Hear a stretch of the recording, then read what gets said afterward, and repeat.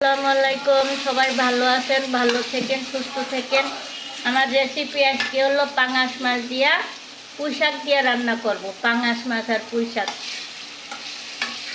এই যে আমি তরকারি কাঁচামরিচ পেঁয়াজ কষাচ্ছি, লাল হবে তখন আমি দেবো পুঁই শাক। হ্যালো, রাখি। আমি সব দিয়েছি এতে, তাই এটা দেখাইনি গরমে, কিন্তু আমি মশলাটা কষাচ্ছি। এতে পুঁই শাকটা দিয়ে দেবো, মশলাটা ভালো করে কষানো হইলে পুঁই শাকটা দিয়ে দেবো। পুঁই শাক আর পাঙাশ মাছ রান্না করব, পুঁই শাক দিয়ে পাঙাশ মাছ কষুক মশলাটা দেখুন হয়ে গিয়েছে। আমি এতে পুঁই শাকটা দিয়ে দেবো। বড় বড় পুঁই শাকগুলা সুন্দর, বানের পুঁই শাক।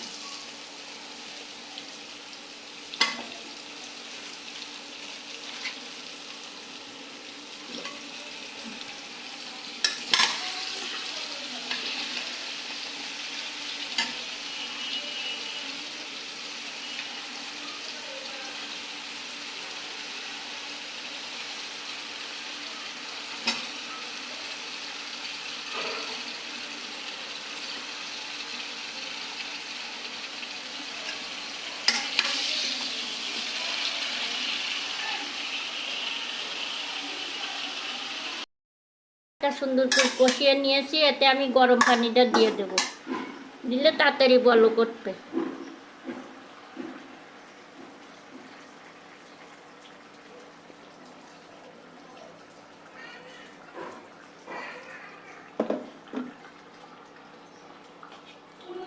সেদ্ধ হয় না,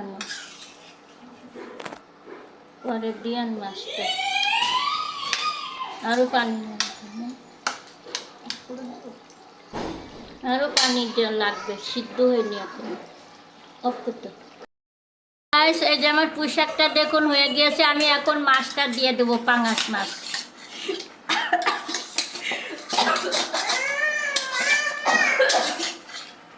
এই যে পাঙাশ মাছগুলো দিয়ে দিলাম।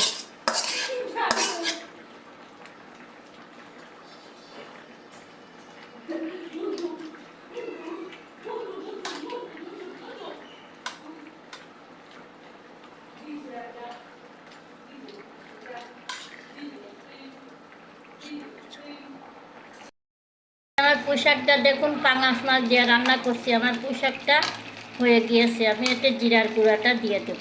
পাঙাশ মাছ,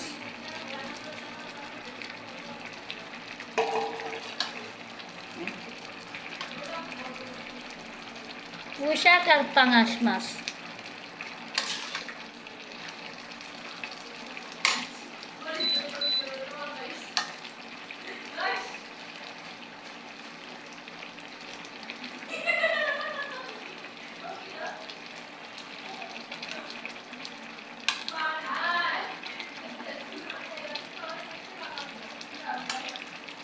হয়ে গিয়েছে পুঁই শাক আর পাঙাশ মাছটা। আমার রেসিপি যদি আপনাদের কাছে ভালো লেগে থাকে তো আমাকে একটা লাইক, কমেন্ট, সাবস্ক্রাইব করে দিয়েন। তো সবাই ভালো থাকেন, সুস্থ থাকেন।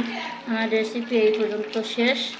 পুঁই শাকের রঙটা সুন্দর হয়েছে, মাছটা দেখা যাচ্ছে সাদা, কিন্তু মাছ ভেজে নিয়েছিলাম, ভাজা দিয়েছিলাম, কিন্তু এখন সাদা দেখা যাচ্ছে। এমনি টেস্টি হবে আল্লাহর রহমতে। সবাই ভালো থাকেন, সুস্থ থাকেন। আমার রেসিপি এই পর্যন্ত শেষ। আল্লাহ হাফেজ।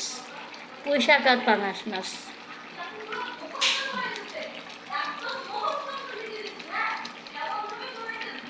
রাখি।